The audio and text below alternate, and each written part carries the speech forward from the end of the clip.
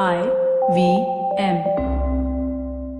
This week's episode of the Edges and Sledges Cricket Podcast is brought to you by Storytel. Storytel is a website where you can get ebooks and audiobooks whenever you want them.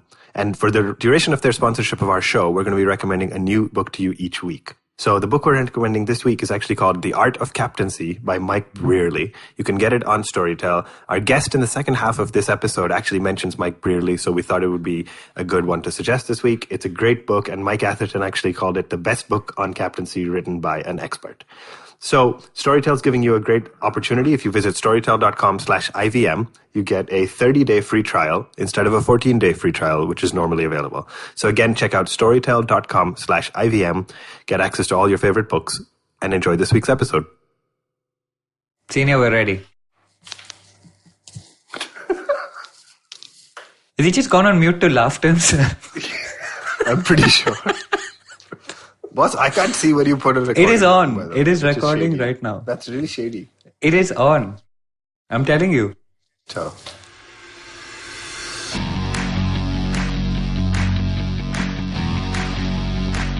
Hello and welcome to episode 92 of the Edges and Sledges Cricket Podcast. This week I've got with me DJ in London and Ashwin in Cincinnati, and of course I'm Varun in Singapore. And for this week we're going to focus mainly on the India cricket games that have happened, the India-Sri Lanka series. Look forward to the India-Australia ODI 3-match series that's coming up. And then after the break, we've got a special guest on our show, goes by the name of Dennis Friedman. He's very popular on Twitter and other social media, and he's got some great stories for us, especially, things like him interviewing Imran Khan, Lalit Modi, and, DJ and I were there for that, and we were really enjoying the stories as he was speaking. So do make sure you stay tuned for that. And I'm going to come first to you, Ashwin. Ashwin, the India-Sri Lanka series is just finished. The first game was washed out. The next two were dominated by India. First, tell me, did you expect anything different? Honestly, no. I was disappointed by the washout like we talked about, but I was nothing different to what we expected. Happy to see India step up and play well even when we batted first, which I'm sure we'll talk about, but generally kind of the expected result. I'm honestly more disappointed we keep playing these short series against Sri Lanka than anything.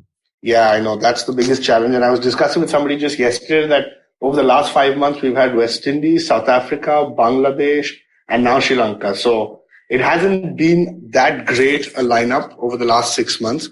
But let's get into it straight. Let's talk about some of the key performances from an India perspective. DJ, I'm going to come to you. We've now got a problem of having 3 openers. And I say that because Dhawan is back, Rahul is doing well, and of course Rohit was rested for the series, but we know he's a guaranteed opener. How does India now move forward with this problem of 3 openers? Oh, it's good to have a problem of plenty rather than a problem of not having enough players in that position like we had with the number 4 position, man. I think India's got to be a little bit fluid about how they do their top order in the T20 game. You've seen Kohli is already willing and able to move up and down the order. Maybe Kohli could bat 4. Maybe Rahul fits in as well at number 3 if he's not opening, because it gives the left-hand, right-hand combination on top. But I think Rahul is certainly still the front runner. But what this series did for the Indian fans is it said there isn't really much to choose at this stage between Shikhar and Rahul. You saw the last game where I think they scored identical 50s, right? So I think it's going to be tricky. I think we should keep our minds open. We should definitely support Rahul because he's doing really well, but keep an eye on how Shikhar is doing as well and take a call on the day depending on conditions, etc. So not a bad problem to have at this stage as long as all of them stay in form. Fair. It just gives me a deja vu to 1 year ago when we were discussing the same thing. Rahul at 3, Kohli at 4. But it was interesting because I saw an interview of Shikhar Dhawan just today, and he seems to be almost pitching for his slot at the opening position, where he's kind of talking to the media and saying it's a great problem to have, and Rahul is doing well, Rohit of course is great, and he's kind of saying that I'm back and I'm really happy with how I express myself in this series. So it'll be interesting to see how it goes, which one of them gets picked, which one of them gets most match time over the next 6 months before the T20 World Cup.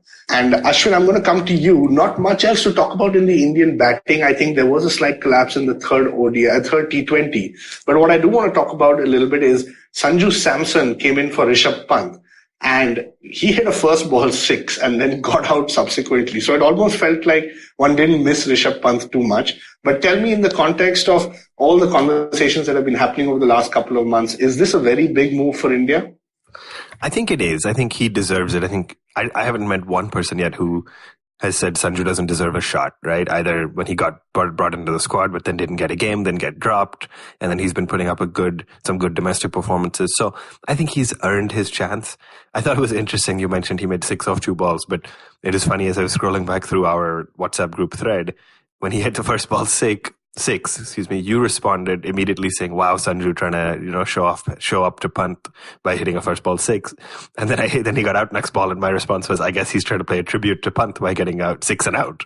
So disappointing, obviously, to see a batsman get 6 and out. I think if you watch it and were really closely following the game, it was a beautiful googly, like an absolute peach of a delivery by Sandakan. So hard luck for Sanju. We don't judge a player on one game. You could see as he was walking off how upset, how angry he was at himself. He didn't even go for the review, by the way, the DRS. He knew he was out, and he was right not to take it. So hopefully we persist with him, give him a few more matches. It's really, really tough to give a young player one game with so much pressure, so many eyeballs. So it's a tough balance, right? Do you want to get Pant enough game time to make him feel certain that he's got a shot and groom him for the World Cup, or do you need to give Samson, call it at least 3 to 5 games to show what he's made of? Yeah, and I think that's going to be the challenge, right? Over the next few months, is Rishabh Pant going to continue to play? Does Samson need to kind of really prove himself in the IPL again and then make another comeback? Because he's been in the squad, but he's played one game over the last probably 1 or 2 years that I remember for India. So it's tough for him to, you're right, Ashwin, I could see the disappointment on his face. But it'll be a very interesting kind of perspective to see which one of these two keepers play. And I think actually that the IPL will have a big role to play in that. DJ, let me come to you to talk about one more person in India's batting lineup, and that's Manish Pandey. I say, Manish Pandey, for me, I know a lot of people are fans. I know Ashwin is a fan, and we'll get his opinion too. But for me, Manish Pandey is a guy who's just not fitting into the team. The only person I see him replace is Shreyas Iyer. Iyer has done more than enough to kind of, in my opinion, cement his place. But Manish Pandey didn't do badly. He scored 31 runs off 18 balls with 4 fours and a strike rate of 172. But still, for me personally, doesn't inspire that confidence that he can take a game to the end. DJ, your thoughts? Yeah, interesting again on Manish Pandey. I think, again, we're just trying out our options in that middle order. If Rahul does play, then there isn't a spot for Manish Pandey, really.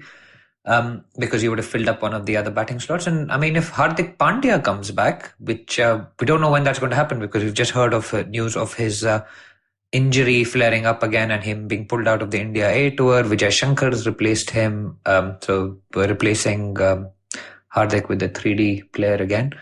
But I mean, I think Manish is a dark horse for that batting spot, really, because if we are going to fit Rahul in, or we're going to bring Pandya back in, I'm not sure there is a place for an out-and-out batsman who doesn't contribute anything with the ball, which I think Kohli is going to look to his all-rounders in Australia. Obviously, Hardik, Vijay, Shivam Dube, there's Jadeja, there's Krunal Pandya, there's loads of people in the running for that spot. And the question there is, does Pandey add enough with just the bat to justify a spot for himself in the team? And I don't think that is the case.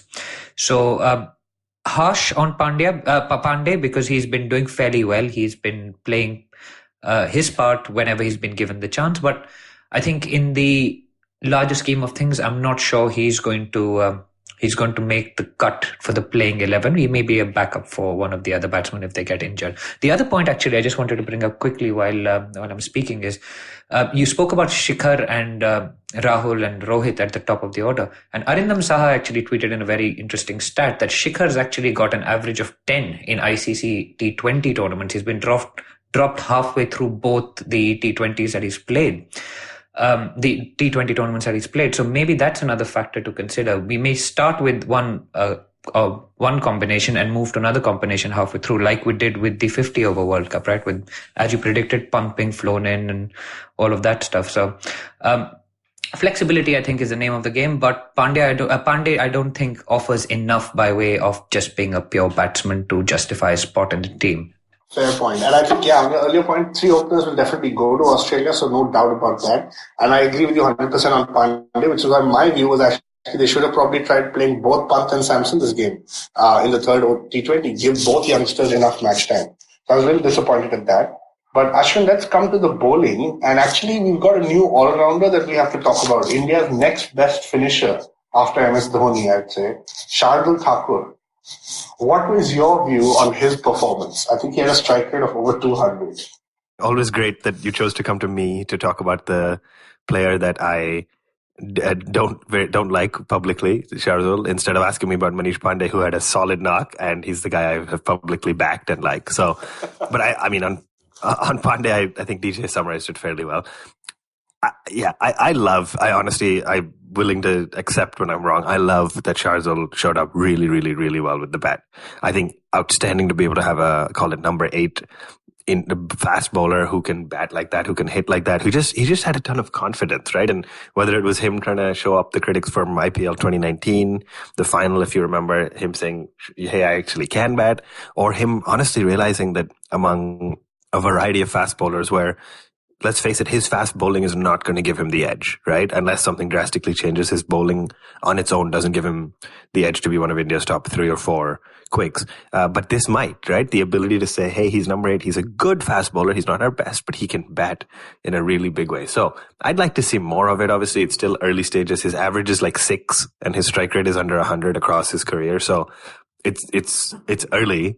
But I'm happy to see that, he's making the effort in the net. The last piece I would say is if we want to judge, it's almost like picking it, the way we don't want to pick a batsman for his ability to maybe give us 1 or 2 overs, which we haven't done, right? That's why we've talked about Nitish Rana or other guys who we haven't given them a slot as a batsman because of their ability to bowl 1 or 2 overs.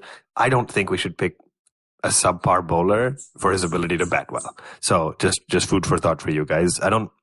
Maybe subpar is a harsh word, but he's not our best. And just because he can bat, I mean, if you're in a 20-over match, if your top 7 didn't do enough, then the fact that you're relying on your number 8 with the bat over picking out quality number 8 bowler makes me nervous. Yeah, actually 100% agree with you there. And we always like pulling your leg on Shardul, but it's great that you had stats to back up his strike rate is less than 100 and the average is less than 6. Because unlike me, who has a hate for Kedar, I never have the stats to back it up. But just to be clear, it's 6 point. His average is 6 point something. Before somebody correct me, it's 6.7 or something. It's not less than 6. Around 6. But it's those impact innings, man. In T20, the last 2 innings he's played have been impact innings. Both kind of one finished an innings really well, and one finished a game. So good to see. I think it's honestly very interesting. DJ, I think it's really interesting that you say that because Manish Pandey's was an incredibly high impact innings.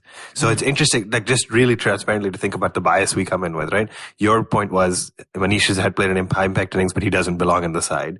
But Shardul played a high impact innings. So it's interesting because to me, Manish making 31 of 18 after the batting sort of had a mini collapse was just as high impact as Shardul, but he hit 6s and got to 22 of 8, so it looked more majestic. But that's interesting. It's a good point. No, agree. Also with the thing with Manish, of course, I mean, if you didn't have a Pandya coming back in and the whole emphasis on players who can do more than one thing, the whole 3D concept. I mean, Pandey, on the basis of just his performance in the last few T20s, he did well against Bangladesh as well, remember? There was one game he finished really well. He would have walked into the side, but I think India is looking to get players who can do more than one thing at this stage, and that's what's going to cost Pandey more than his actual performances, which it's almost harsh in some ways, right? Yeah, can I just say in the spirit of 3D, I'm just trying to pull up the scorecard really quick, but I remember Manish Pandey had one magnificent run out when they were appealing for leg before on Oshada Fernando, and he had the presence of mind to run and get him out as he was looking for the single. And he took one absolutely magnificent catch of Angelo Matthews on the boundary. So let's not, we talk about Jadeja and the value he brings in the field. Manish brings a lot of value in the field as well.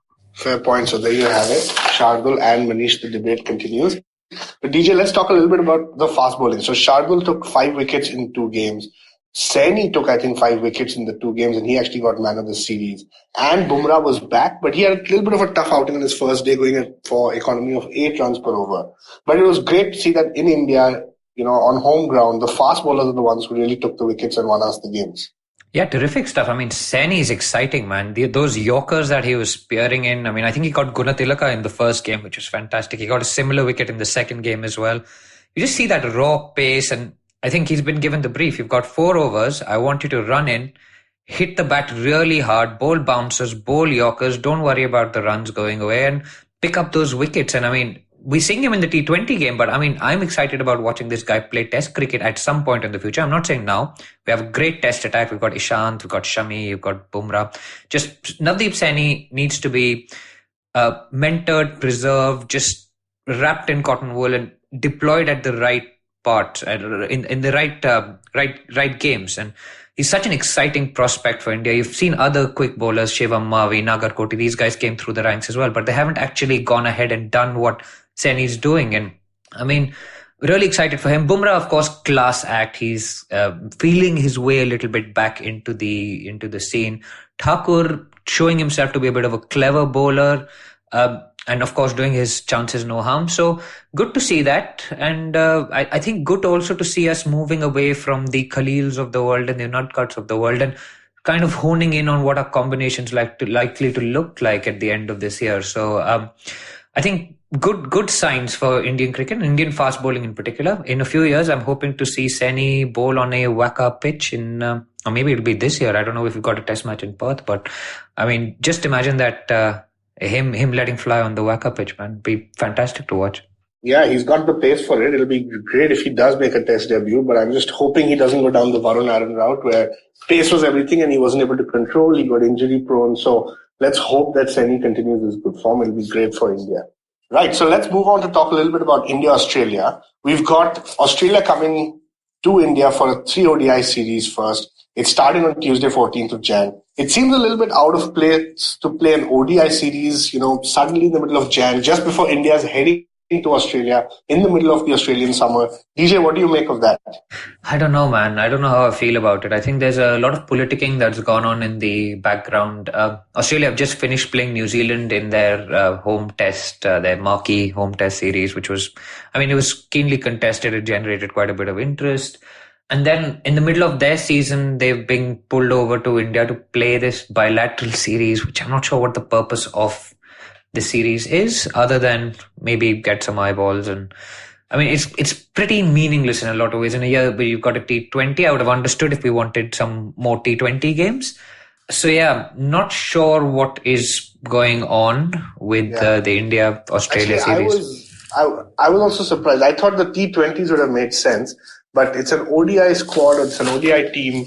Anyway, Ashwin, let's get into it. For me, as I look at the Australian squad, I think this is one of their stronger sides. And that's why, while I don't think the series is going to get that much attention from the general public, I think the fact that Australia is coming with what I call their A team is, for me, exciting and is personally going to make me watch, right? You've got Finch, you've got Warner, they've got Alex Carey, who's the wicketkeeper and vice-captain of the team. They've got Marnus, who's in great form, and Darcy Short as well. And when you look at the bowling, I think it's exciting. You've got Pat Cummins, Mitchell Stark, all coming in together, Kane Richardson, and Josh Hazlewood. Sorry, I just remembered Josh Hazlewood. Ashwin, to me, this is the A team. This is the best squad that Australia could put up, right? Yeah, I 100% agree. I can't think of anybody who they've left out. And really interestingly, we're 9 months away from the T20 World Cup. It's strange that they're playing an ODI series, as you mentioned, but these are the two favorites for me. I think it's interesting because they were the 2 semi-finalists who didn't make the semi-finals in the last ODI World Cup. But in a T20 setting, these two sides, India and Australia, are right up there for me. So I agree. I think nothing to add on what you said about the squad. They look rock solid. You could pick multiple different 11s from this squad and they'd all look solid. Selfishly, I'm excited to see how Alex Carey plays, how he does on Indian pitches, because, we're 2 months out from him potentially being one of Delhi Capitals' first 11 players. And so I think really, really exciting opportunity to see him do well. I think the last thing I'll say about Australia really quickly is, selfishly, again, from a Delhi Capitals standpoint, Marcus Stoinis just hit 147, which was the high of 70-something balls, which is the highest ever Big Bash League score. So really interesting to see. Maybe this happens every year, but the Delhi teams, Australian contingent teams, to be showing up in a big way. And so that's why I think Alex Carey will want to do well in India. Yeah, I'm also really looking forward to Alex Carey, and I hope he gets some good runs. I hope he hits some of those 6s, 4s, because he's an exciting player to watch. DJ, talk us through the India squad. No surprises there from my perspective. Again, we can see Kedar is in the squad, but yeah, Manish Pandey is there, Shreyas Iyer, Rishabh Pant. So we've got, that same kind of middle order, but no real surprises in that squad as well. Yeah, nothing to add really. I mean, it looks exactly like the squad you'd expect to see at this stage. KL Rahul, I think, is making a comeback. Actually, he was playing the last series, wasn't he? Because Shikhar was injured. So he's been given an extended ODI run as well, which is good to see. Shami is going to make a comeback as well. I just find it interesting that we got both Chahal as well as Yadav, Kuldeep Yadav. I'm not sure both of them are going to be playing in the same 11. So not sure what we're doing with our wrist spinners really. But I mean, the squad itself, nothing to add. Obviously, the big name missing from there is Hardik Pandya, who's injured again and been pulled out of the India A squad, as we mentioned earlier. Right. So DJ, your predictions for the 3-game tournament? 4-0, man, as usual. Ashwin, yours? I'm going with India to take it 2-1. Oh, wow. Yeah, okay. Varun, what are you going to go with? 2-1. How did I copy it before you said it? Because I always say 2-1. Yeah, but you always go first, so I always look like I'm stealing your answer. But guys, Maxi isn't in the Australian squad, man. That's a bit odd, right? I don't know. Yeah, even I was surprised. Especially he's doing well. Maybe it's got something to do with the break he took earlier, and maybe he doesn't want to travel internationally right now. I'm not sure. It was a surprise for me as well, DJ. So right there we have it. We're looking forward to the series. I think it'll be fun. I think both sides have got their best players on, and that's what will make it exciting. And we're going to take a short break. Do join us on the other side where we have the interview with Dennis. Hey everybody, welcome to another awesome week on the IVM Podcast Network. If you aren't following us on social media, why aren't you? Please do. It's very important. We're IVM Podcast on Twitter, Facebook, and Instagram. Would also like to thank our sponsors, Storytel and Intel. I also just wanted to add a brief note to our listeners. We've recently changed some of our show's hosting platforms, and if you're having any issues with your subscriptions, please do resubscribe to the shows and everything should work fine from there. We have a little bit of an announcement to make. Our Kannada podcast Thala Erate turns 50 episodes old this week. Alok Prasanna Kumar and Saryu Natarajan of the Ganatantra podcast joined Pawan for a 3-episode special as they discussed the CAA, NRC, and the freedom to protest in episodes 50, 51, and 52. So if you speak Kannada, why aren't you listening to that show?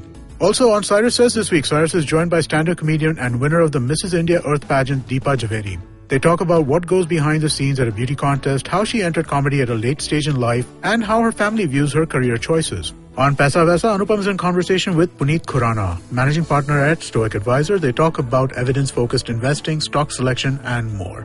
On Paperback, Padmini Vaidyanathan joins Rachita and Satyajit to talk about the contents of Vitamins 3 and books that inspire her to create an alternative narrative with women at the center. On Golgappa, Tripti is joined by Rohit Malekar, a photographer who talks about his experience of shooting the Northern Lights and how he manages to stay grounded in this highly competitive industry. On Agla Station Adulthood, Ritasha and Ayushi are joined by Andre Borges, former news production manager at BuzzFeed India. They discuss CAA and NRC and its impact on the country. On Storytellers and Storytellers, Vineet is joined by founder of A Little Anarchy Films, Koval Bhatia, and his wife and AVP of Design at QK Digital Media, Nama Kumar. They talk about politics and popular entertainment of 2019. On Geek Fruit, Tejas, Jishnu and Dinkar share their thoughts about the first ever live-action Star Wars TV show, The Mandalorian, and discuss Baby Yoda's cuteness at length. On Football Shitball, the ultimate football team of the decade is upon us. Hosts Shivram, Karthik and Gaurav formed the best possible team with the best players from the 2000s. The final squad is already up on IVM's Instagram. Listen into the episode to see how they got this team and who got left out and why. And with that, let's get you back to your show. Welcome back from that break, and we have with us the famous Dennis Friedman. I think he calls himself a cricketing enthusiast. He runs a website. He's a journalist, I think, using the term loosely. He's hosted a podcast. He's hosted a national cricket radio show. He's writing a book, and he's done a documentary as well called Dennis Does Pakistan. Dennis, welcome to the Edges and Sledges Cricket Podcast. It's a pleasure to have you on. It's more exciting for me to be on your show than for you to have me on, I think. But thank you so much for inviting me. No, it's great to have you on, and thank you so much for agreeing to come on the podcast. Just so our listeners know, Dennis has refused to take any pre-planned questions. He's going to this completely blind. As he said, he's going to play it out of the hand. So hopefully we've got enough googlies up our sleeves for him. But then, Dennis, maybe tell our listeners a little bit of how you got into cricket, because I'm sure a lot of them are very familiar with your Twitter avatar, but how did you get into cricket? Oh, God, that's a long story. I guess being an Australian, you grow up with cricket as the summer sport.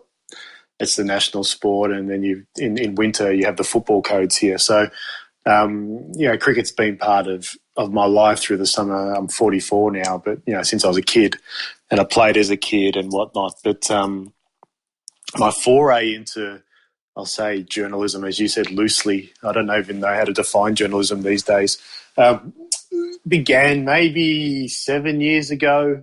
The truth of the matter is I got made redundant from a job, and I had 3 months downtime before I started my new job that I'd managed to find. And Australia was playing South Africa in a test series, and I just discovered Twitter, and I decided that I would create a fake Richie Benaud account and make tweets as Richie might say them using his vocabulary and lingo, but make them funny, because I always wanted to be a stand-up comedian. That was always been my dream. And I discovered through the power of Twitter, I got to about 45,000 followers within about 10 weeks, and everybody followed this bloody account. And then I made one joke that pushed it a little bit too far, and it got Twitter shut me down, and Cricket Australia came out and made press releases about this particular tweet.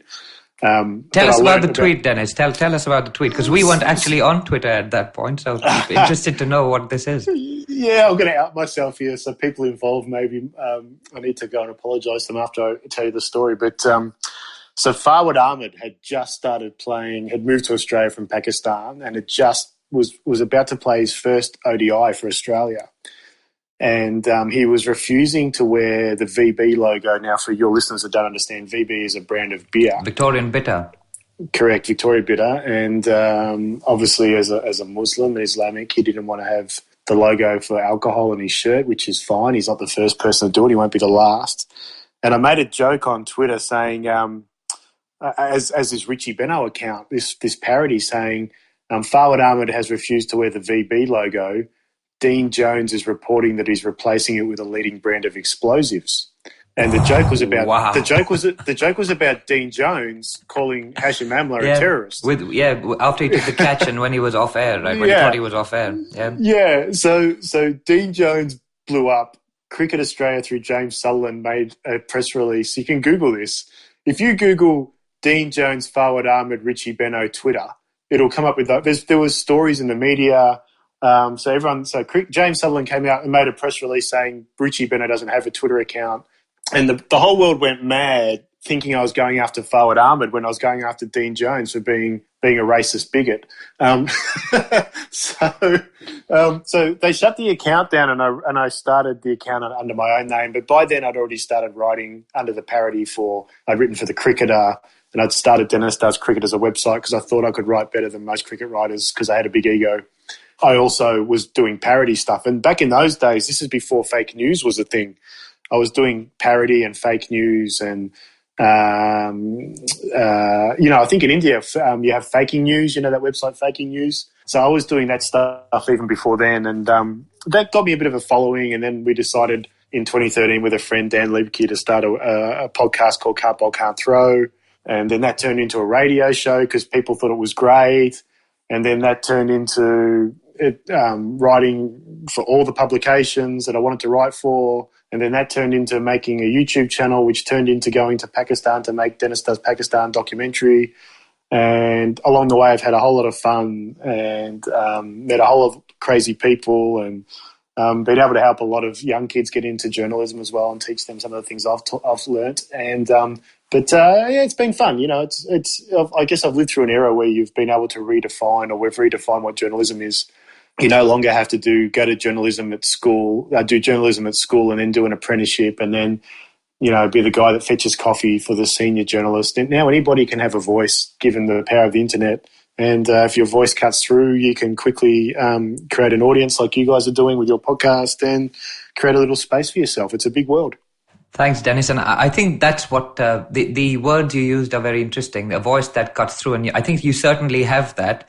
So give us the secret to your Twitter success, because obviously we've got 2,000 followers on Twitter at the moment, right? We've got 124,000 followers. And it seems like, so we're Indian cricket supporters. And of course, we tweet in favor of Indian cricket. Now, it seems like there may be another template one could follow. And perhaps that was set with your Richie Benaud account. So tell us how you've grown that Twitter following and What is the secret to that, let's say, success in air quotes? Oh, if you treat success as having a number of followers, well, that's one thing. I'm not sure that's how I would define success. Well, it makes you a Twitter celebrity in some ways, doesn't it? Over 100,000 followers. I don't know. It's just a number. I guess predominantly I tell jokes. I get a kick out of taking the piss out of people, and I think you're based in the UK, I'm based in Australia. It's a very English and Australian thing to do. What I've discovered is in the subcontinent, in Pakistan, India, Bangladesh, Sri Lanka, it's not necessarily the thing that happens. It's probably anti-cultural in some regards, yet that's where the biggest tribalism is around cricket. So when you start I've discovered this just by chance, when you start making jokes about India or Pakistan or those two nations, and then you intertwine it with a little bit of pop culture or current affairs, all hell breaks loose. So that's the formula that I've been using. People accuse me, especially Indian followers, of being anti-India. I'm not anti-India at all. I'm very much anti some of the way that the BCCI runs itself. But I'm definitely not anti-India. I lived in India for a couple of years back in the mid-2000s, so I've got an affinity with India. I love the people and I really enjoyed my time there. But I struggle with bad governance and I struggle with corruption, whether it be in India or Pakistan. As Wasim Akram well knows. So, so I keep calling that out. The problem is you make one Dhoni joke or one Virat joke and all of a sudden you're anti-Indian and you get death threats and people make up fake accounts and steal photos of your kids from Facebook and manipulate those on Photoshop and post them up on fake Instagram accounts, all kinds of crazy things. But it's only an Indian phenomenon. So once you get a bit of thick skin and you understand that it's just a kid behind a keyboard, you park it and you just keep going on, have a bit of fun with it. So I don't know if that's the success, but it's just the way that I've done it. Yeah, that's very interesting. And as you say, I think there is a tribalism around cricket in the subcontinent. But what I think I'm hearing is that you're not against Team India or the players and you're just making jokes about it, but you've got more issues with governance around the game. Of course, that comes out with your writing about match fixing, ball tampering, and all of that stuff. And you've gone on podcast previously and said things about the reports in Pakistan about match fixing. So I think your issue is more with governance, but of course the stuff that goes viral is you tweeting the Virat Kohli sweeping picture and stuff like that, which, I mean, you see yourself as a cricket comedian, don't you? So I don't define myself as anything, DJ. I amuse myself by making dumb jokes, and if other people get a laugh out of it, then for 3 seconds in their life I've had an impact, and that's a positive thing. Except that the issue is that there's people that take offence to it, which I don't understand, because taking offence is a choice. And who chooses to be miserable? So, that's a problem in itself. The Virat stuff's a bit of fun. Yeah, I've got a lot of time for Virat. I've met Virat. He's a wonderful guy. I think Dhoni was a wonderful player, except I'm sure when the secret envelope gets opened from the Mudgull Committee, his name will be in there. I'm more than sure. I know. So there's problems there. You called me an enthusiast in the opening remarks. If we go back to Mayapan and CSK, who was also referred to as an enthusiast by Dhoni, this is the kind of stuff that gets my goat. How you can have someone like MS Dhoni prance around with his fake Indian Army uniform and talk about his boss's son-in-law being an enthusiast, while he's taking a salary from India Cements as a vice president for a place he's probably never even set foot in. It's just all a slippery slope. And then you've got a guy like Mohammad Azharuddin who sold out his country as captain of the country and then is now a politician. So, that sums up India for me. It's also ringing bells at test matches to start them off, which... Lords. Yeah. But Pakistan's no different. You look at the Qayyum report and the names in there and the things that I've seen that I haven't published, but I have, that give me the ability to talk about these things with a lot of knowledge, is just phenomenal. The biggest one for me is Wasim Akram, right, in the Qayyum report. So what's public in the Qayyum report is he got fined and he paid a fine for paying for Ada Al-Rahman to essentially fly to London on Wasim's credit card and perjure himself, and was banned from ever being captain again. Yet this guy's still a national hero, and he stinks. He absolutely stinks. And he's a shit bloke, which is worse. He's an absolute shit bloke. So, have you met Wasim as well? I've met him once. So I say he's a shit bloke on the back of 2 or 3 stories I have from very close friends who know him well. Oh, it wasn't because he didn't ask you for a selfie like all the others? No, but the time I met him, this is a classic. I was at PSL in Dubai at PSL 3, and I was there working with Cricinfo, who was they had the digital rights. So they're like the Pakistani version of Cricinfo, and they had the digital rights. And I was there making content for them. It was fantastic. And they knew my stance on Wasim. Anyhow, halfway through the tournament, the managing director of Cricinfo sits me down. He says, "Dennis, I have something to tell you." I said, "What?" He says, Wasim Akram has just joined our business as a director. And he was walking the halls of the hotel we're all staying at. I'm going, "Oh, this is shit. I probably should fly home. I'm conflicted."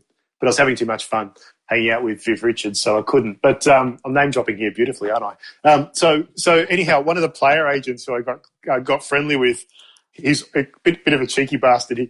We're sitting down. So it's me, Mickey Arthur, who was coach of Karachi Kings at that time, and this player agent, I won't name him. We're sitting around in the foyer having a coffee, having a tea or something. And Wasim's coming and he's pushing the pram. He had his little baby with him. And he was coming from behind me, so I didn't see him coming. And this player agent stands up and goes, Wasim bye, calls him over and says hello, and they hug each other. They know each other. And he turns to me and he goes, "Have you met Dennis?"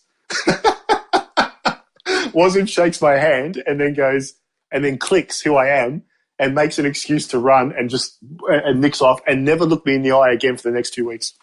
Well, that is a story and a half, isn't it? But it's all getting quite serious, Dennis. So what I want to move to is we call edges and sledges, right? So given your Twitter presence, what I want, I'm sure there's a lot of trolling and abuse that comes your way as well, but there must be some funny stuff that comes your way as well. I mean, so what is something that sticks in your mind, a Twitter sledge that has come your way, which is stuck in your mind? Because, I mean, I'm sure you have won up over lots of people and then you've won loads of arguments, but has there been one particular tweet that has stuck in your mind as being funny from one of your followers?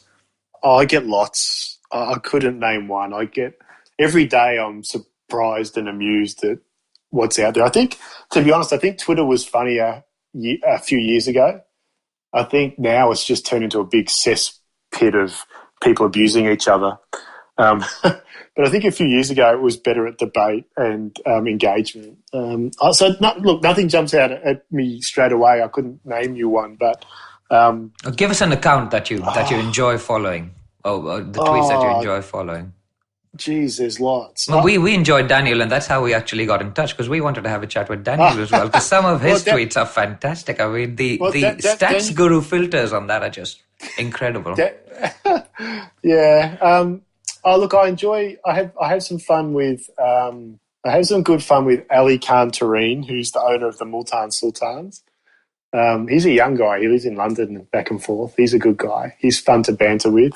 Paul Harris, the ex-South African off-spinner. So I think his handle is Paul Harris 12. He loves a laugh. Jimmy Neesham's obviously good if you can get him to respond. Oh, we tried to get him on as well, trust me. So we've been around the houses and we've ended up with you. So yeah, well, I've had Jimmy on my show, so you've got a long way to go. Oh, yes. I had him on years ago. I had him before he was big. When he batted right-handed as well. Yeah. We Can't Bowl, Can't Throw's probably had more people. We can name more people that have been on it that haven't been on it that are worth having, to be honest. We got everyone we wanted that we ever wanted on that show has been on it, except for Kevin Peterson, he's another shit bloke, but I won't talk about that here. But Kevin Peterson's, and the other guy I really wanted was Greg Matthews, and he couldn't because he was conflicted at the time with some media commitments. But we got everybody else. Lalat Modi's a great guy to talk to. David Lloyd, Bumbles, he's great. If you follow those guys, Robert Linda too, the guy that does the YouTube videos, he's good. Rob Moody, that's his name. Oh, there's so many, and every day I discover new ones.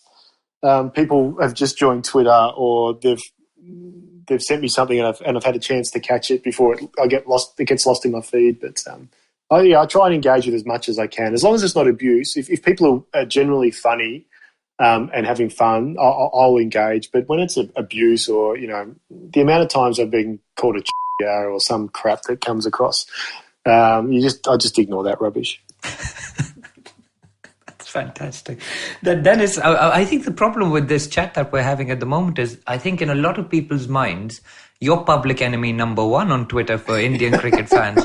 And you're almost humanizing yourself with this chat by just being a normal guy. I don't know. Maybe you're going to start losing followers, especially from the other side of the border. I don't know. I have to tell you, DJ, I used to write prolifically on my website, and every day I put an article up that was semi-serious, I would lose followers. Yeah, that's so it. If I did an analysis or something, I would lose followers. As soon as I went back to satire, I wrote a piece maybe, the 5 things Wikipedia won't tell you about Shane Warne's girlfriends. If I wrote that piece, I gained followers. If I write the piece, why the BCCI governance, why mud colour is good for BCCI governance, I lose followers. So again, I think people expect me to do dumb stuff. Yeah, well, I mean, that's the world now, isn't it? It's all about eyeballs and getting listeners involved, and I mean, that's just the way it is. I don't agree. I think it depends on your driver. So look, I've been lucky. It used to be for me eyeballs, but now there's a body of work done, and there's enough of a presence that I can use that platform to pick and choose when I do things and take advantage of opportunities when they come. But I don't follow my follower count anymore or anything like that. And when you learn not to do that, the stress levels go down immensely because you just have fun and you use the platform for what it is, which is a way for engaging with the world. But I think if you're one of those people on Instagram that when the likes went away, you almost committed suicide, that's not how I want to be. And I don't think it's a good way to use social media. Absolutely agree with that. And I think, Dennis, that brings us neatly onto our next topic, which is you being so elitely honest.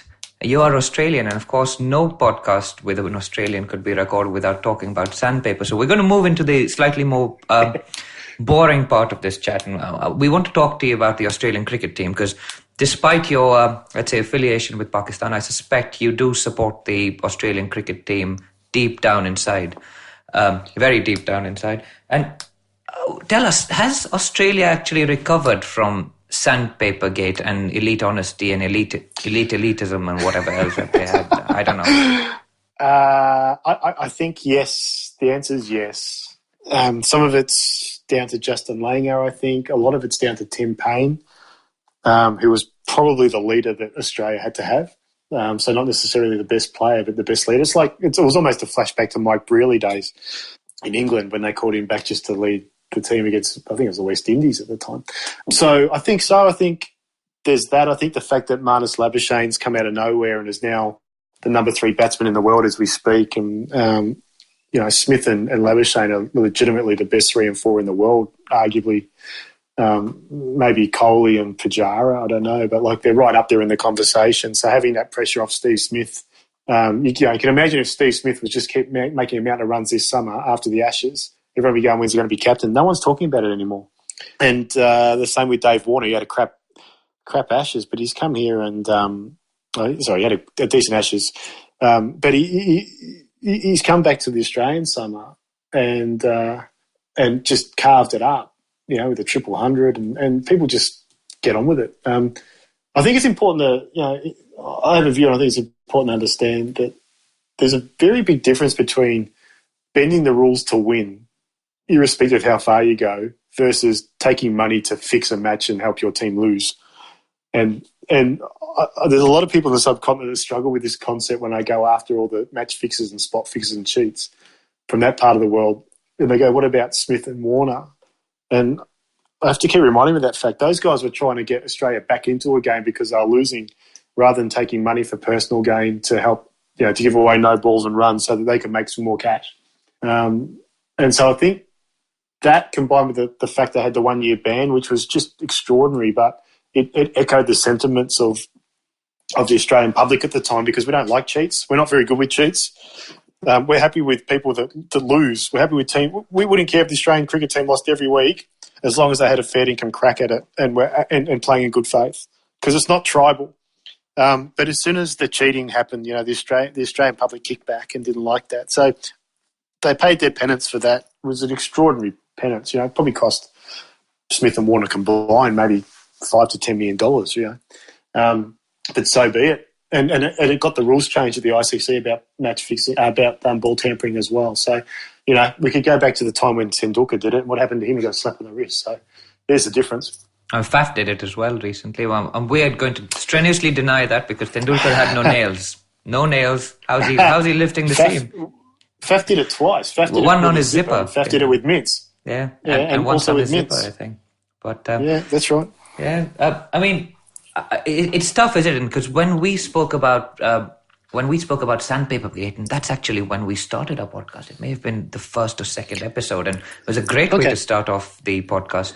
The comparison, as you said, is not one with match fixing. It's more with drug cheats in some ways. And we actually thought that because you're cheating to win in both cases. Yep. Whereas match fixing, as you said, is cheating to lose. And Andrew Russell got a 12-month ban, and so did Steve Smith. And I think a lot of the discourse around the Sandpaper Gate incident was, and it was because Australians said, we play hard, but we play fair. We're going to headbutt the line. We're going to do this and we're going to do that. And it had gone on for so long that they had dominated the game and dominated the discourse around what is fair and what is in the spirit of the game, that once they fell from grace, it was the whole world kind of jumped on their backs. And Smith and Warner, I mean, I don't think anybody ever liked Warner, but Smith was seen as somebody who shouldn't have been involved in something like that. And I think he wasn't. I mean, yeah, Smith, exactly. Smith's unlucky, right? Because back then Warner was a massive dickhead. There's no other way to describe him. And he's gone to Bancroft, who's playing his 6th Test match, and said, "Here, use sandpaper, take it out and get it done." Warner's told Smith, "We're probably going to play with the ball." And you got to remember at the time, Smith was 28, right? So think about your workplace and a 28-year-old kid who's just come out of college or university. They're probably the lowest paid guy on the floor and they do photocopying for you, right? Whereas here, the 28-year-old kid's running the national team. Some guy who's older than him and probably got a bigger presence than him has said, "We're going to fiddle with the ball." And it was commonplace to fiddle with the ball, not with sandpaper, but definitely to fiddle with it. And Steve's just gone, "Yeah, whatever you're going to do it." Probably having no understanding that they're going out with yellow sandpaper, and he's got caught in it. So I've got more sympathy for Smith than I have for Warner. I haven't got much for Bancroft. That was stupid. He just should have said no.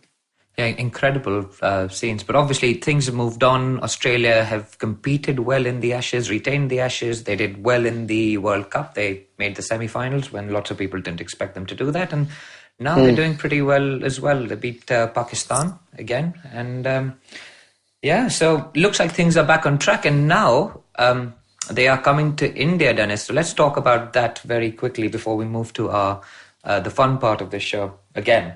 I want to talk to you about Alex Carey because I like the look of that guy. And I mean, we saw him getting hit in the head during the World Cup and just kind of catching his helmet while it came off his head, which I thought was one of the images of the World Cup. But he seems like a decent player, that guy, Alex Carey. What are your thoughts on him?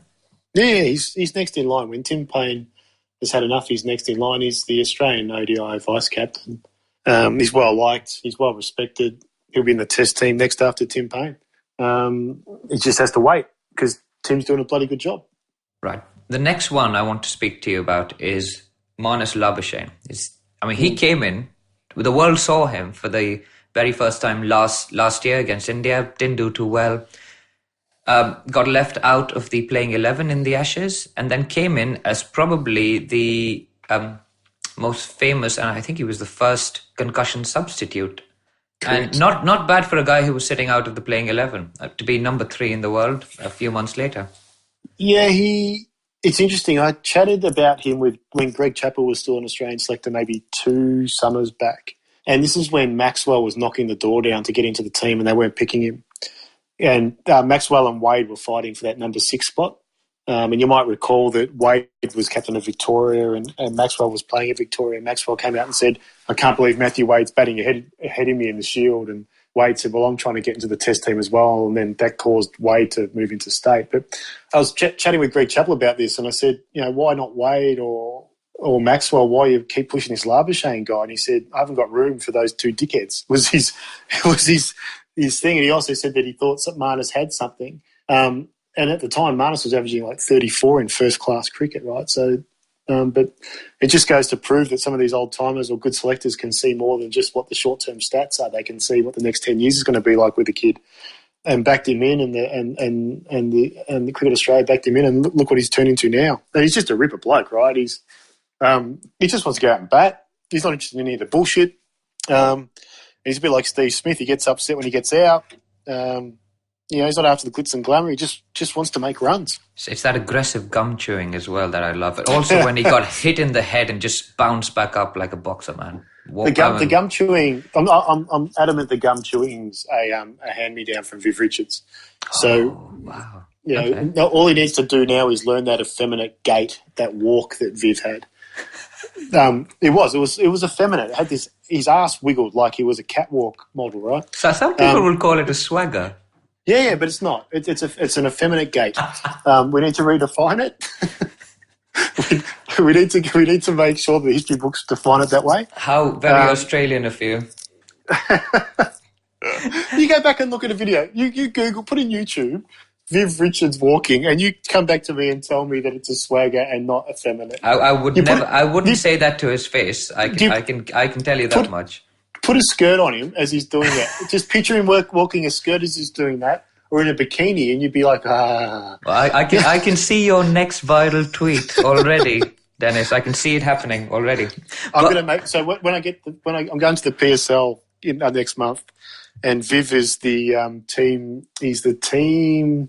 What is he? He's like the team mascot or something for the Quetta Gladiators, and I'm spending some time with Quetta. So I'm going to film me challenging him about his swagger, and I'll make that. Let's see if we can't make something viral out of that. Yeah, just make sure you get someone to record the incident while you're saying it to him, because that might actually go more viral than the actual chat. What, than the punch, the knockout punch. Yeah. Oh man, you spoke a little bit about Maxi. So he's actually been dropped for this tour, and Labuschagne's come in his place. Yep. He is available to play after his mental health break. You've mentioned one of the reasons why he might not be in the team already, what was communicated to you by one of the selectors a few years ago. But what is it with Maxwell? I mean, because we love him in India because sure he came in and he lit the IPL up a few years ago when it was being played in the UAE, right? And he was the first $1 million man, I think, outside of an Indian. Yeah, the big show, and I mean, absolutely incredible. But he's never quite lived up to that potential. And I don't know whether it has to do with Greg Chappell and what he did to the Indian cricket team, or whether it's something that Maxwell has done to himself. What is it with Maxwell? Because being Indians, it frustrates us as well to see what's gone on with him in some ways. He is...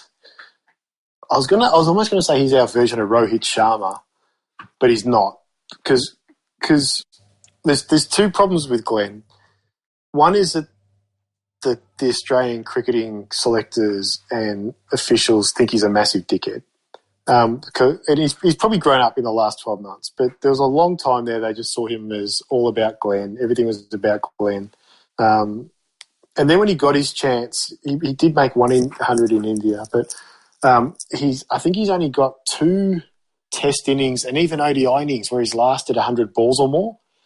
So if you actually do the analysis, he struggles to get through 100 balls. And if you can't bat at number 5 or 6 or 4, he opened bloody bowling once. But Vic, if you can't bat 100 balls in the top 6 of a test team, you have no place being in the test team. And that's the problem with Glenn. He rarely bats for 100 balls. And there was a massive question mark over the kind of guy that he was. Then you overlay that with obviously he's struggling himself a little bit with the mental health issues. So that makes it hard as well when you're sick. But you've got to park that. But, when your mates and the guys that matter think you're a dickhead, it's really hard to break into a test team. Yeah, interesting. I mean, let's hope it's not the last of Maxwell that we see. So what is your prediction for this weird series that we're having against Australia, which seems to have just been parachuted into this schedule, which is already chock-a-block full, because we've just finished playing Sri Lanka, and you guys are here 3 days later. What's going to happen in this? Firstly, why have we got the series? And secondly, what's going to happen? Who's going to win? We got the series because of money. There's no other reason. And India's back in Australia at the end of this year again. Yeah, so. No, it's stupid. And I predict no one will give a shit, is what I predict. It's a pointless series in the middle of the Australian summer. And it won't be on TV here. Oh, will it not be telecast? No, it'll be on pay TV. And so say you understand the Australian version of pay TV, the take-up rate here is about 30% of the population, and it churns 13% a month. So people don't hang on to pay TV too long when they've got it. And if you assume that all those 30% of people that have it all are watching cricket, which is not the case, it might be 10% of them are watching the cricket, the rest are watching movies or something else.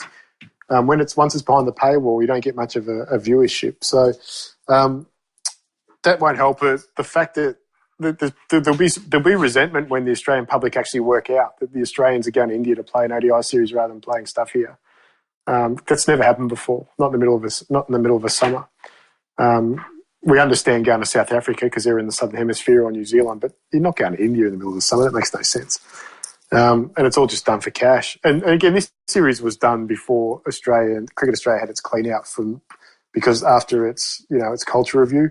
And the guys that put this together are no longer there. So I don't think you'll see this again. Yeah, interesting. So just before we wrap on India versus Australia and the ODI series that's coming up, what are your thoughts on Shastri? Because I saw your Twitter handle yesterday and it said Dennis Shastri for some reason. What's going on? Why? What are your thoughts on Ravi Shastri and his doings? I think he's a cancer for Indian cricket. And unfortunately, he's got into Kohli's head and he has way too much power. You got to remember, the guy didn't have a job, and then they advertised the coaching job.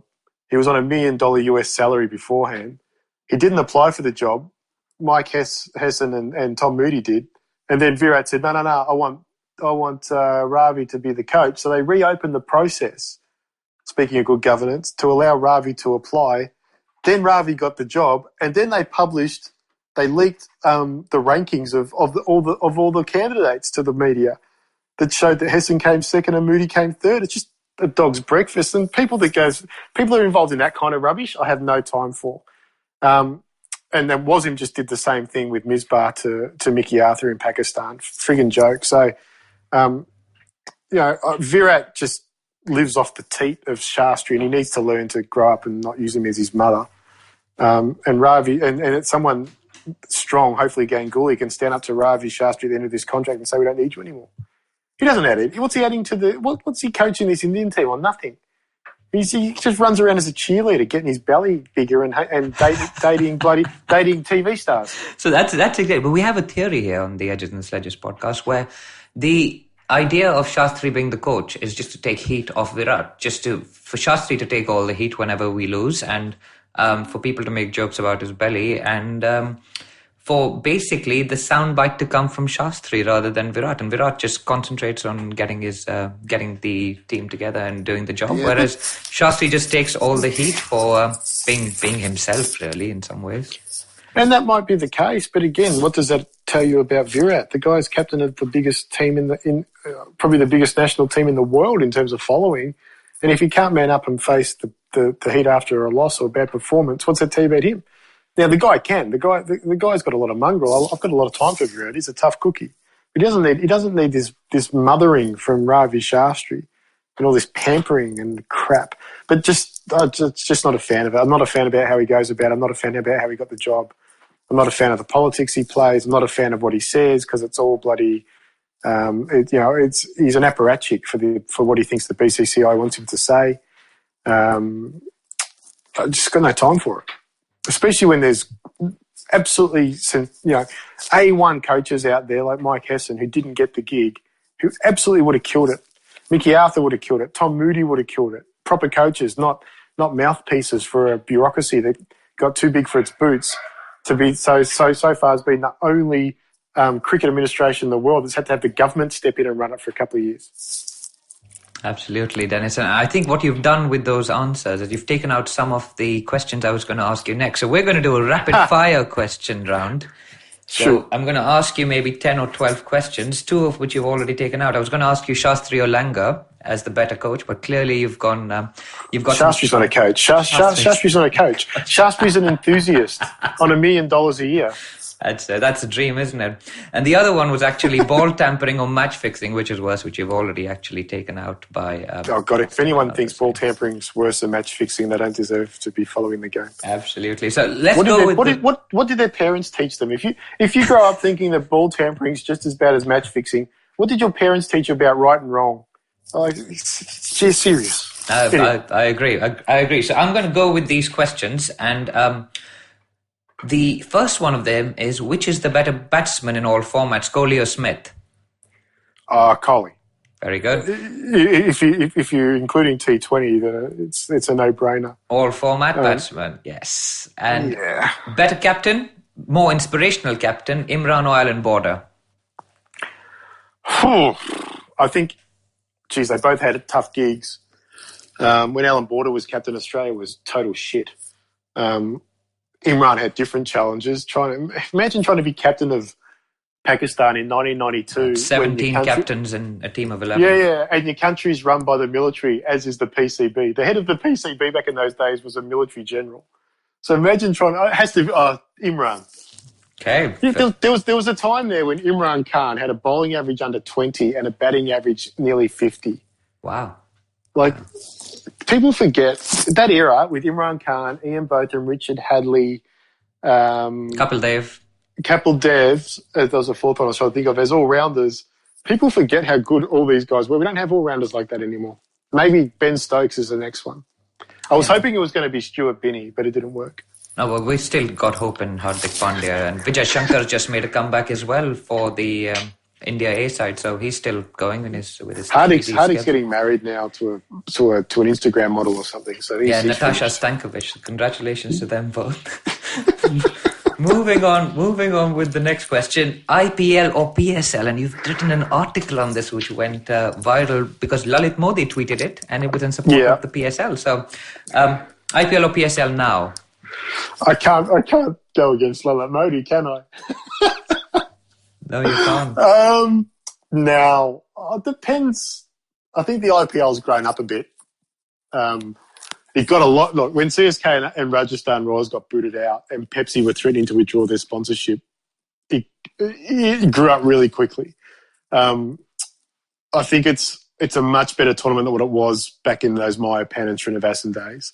But the PSL's got a different romance for me insofar as, and why I wrote that article at the time is, there's 6 teams in the PSL, and of those 6 teams, 5 of the owners have bought into the teams to lose money only to help grow cricket back again in Pakistan and trying to get it back home. And it's got like a fairy tale agenda and sort of, it's trying to achieve something bigger than itself. And the IPL's not that. The IPL is just purely a slush fund for people to get rich. The PSL is a way for 250 million people to have cricket back in their lives and in their stadiums, and those that have the means to be able to make it happen are all getting together to try and make it happen, irrespective of the dollar cost. And for that reason, at the moment, that's why I'm such a big PSL fan. Now, that'll change in a few years' time when they've succeeded in that quest. I think the IPL is obviously going to be a better quality of tournament, but for the reason that the PSL has a calling bigger than just playing cricket and making money at the moment, that's why I would rather support that than the IPL. Very interesting. So you're obviously Australian. You do support Pakistan. Who do you support when they both play each other? Is it Pakistan or Australia? You can't sit on the fence and say, I support the game of cricket. I'm answering the question. I can do what I like.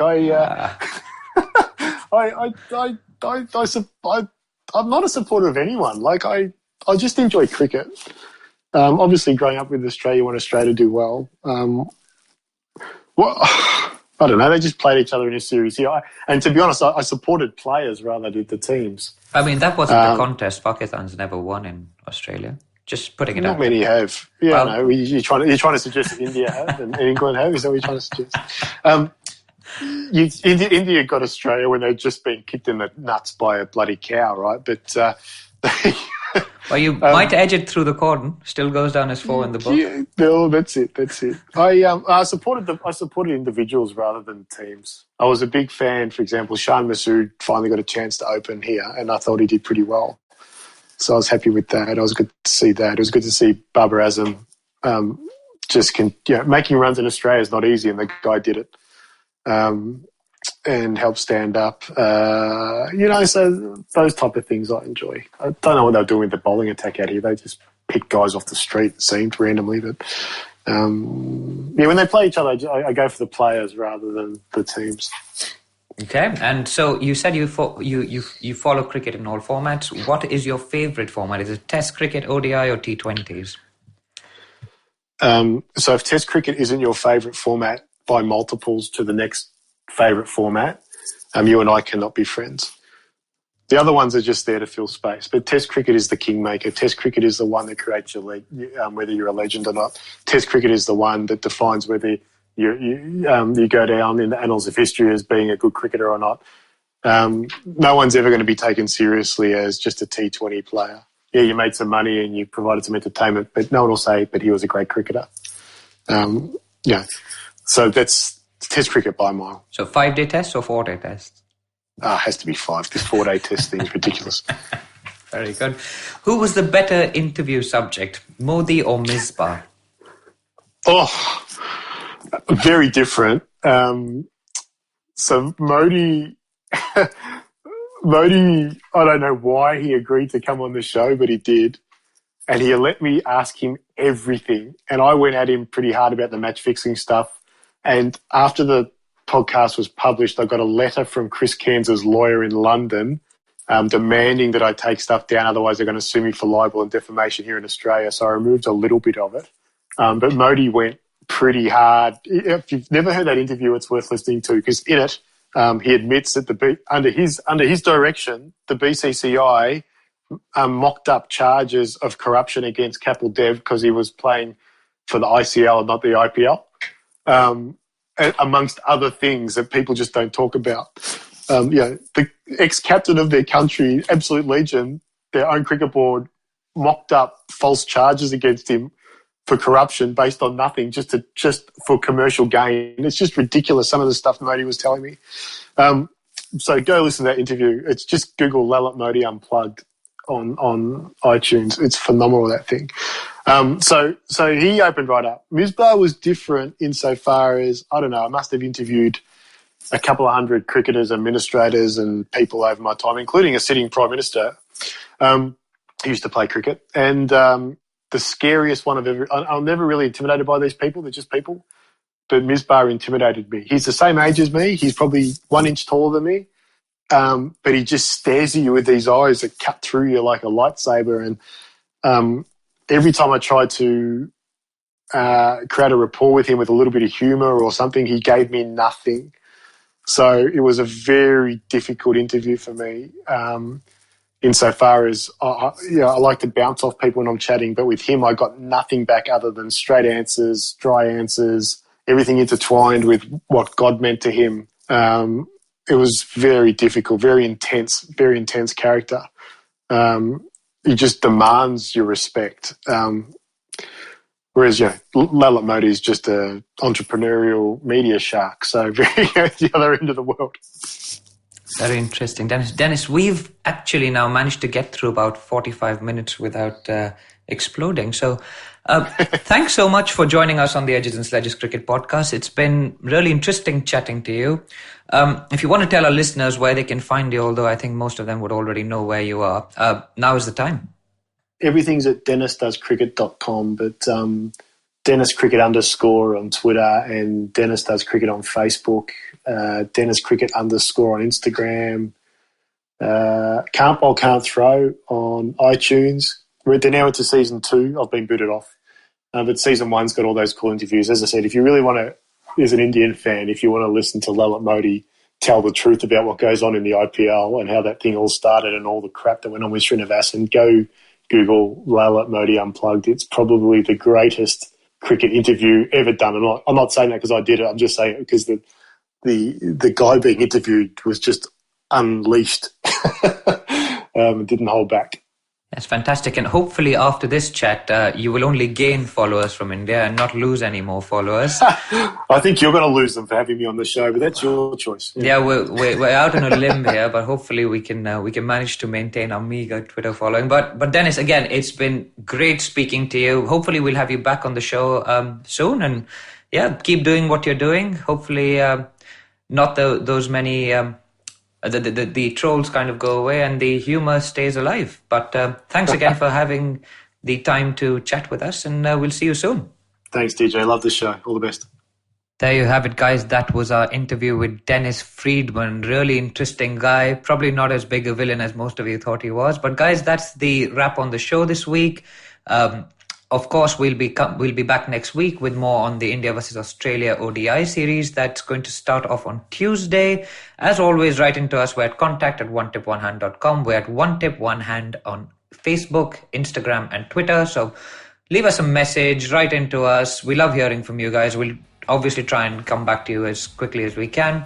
And of course, if wherever you listen to us, we're on all the big platforms. So tell your friends about us, leave us a rating and a review, and we will see you next week. Thanks.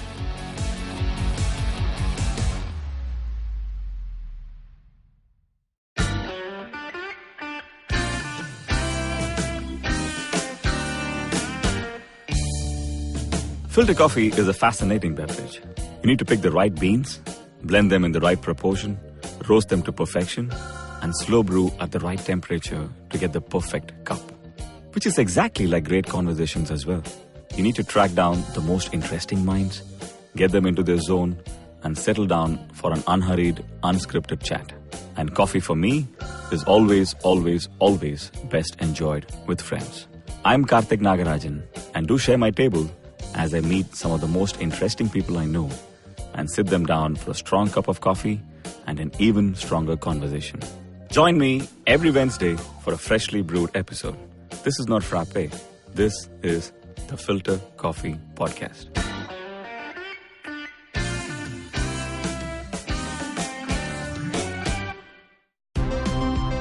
Look! Up in the internet! It's a meme! No! It's a cat video! No! It's the Geek Fruit Podcast! That's right, we interrupt this riveting broadcast to tell you about our show, the Geek Fruit Podcast, where Tejas, Dinkar and I, Jishnu, talk about everything in pop culture, including DC, Marvel, Star Wars, Netflix, and everything in between. You know how your friends hate it when you ramble about some nerdy crap and you just want somebody to listen to you? Well, sorry, there's nothing we can do about that, but come listen to us ramble and it'll almost be like the real thing. Kind of. Listen to new episodes of the Geek Fruit Podcast every Monday and the Geek Fruit Bulletin every Thursday on iTunes, Google Podcasts, the IVM app, or wherever you listen to podcasts. Happy listening, you nerds.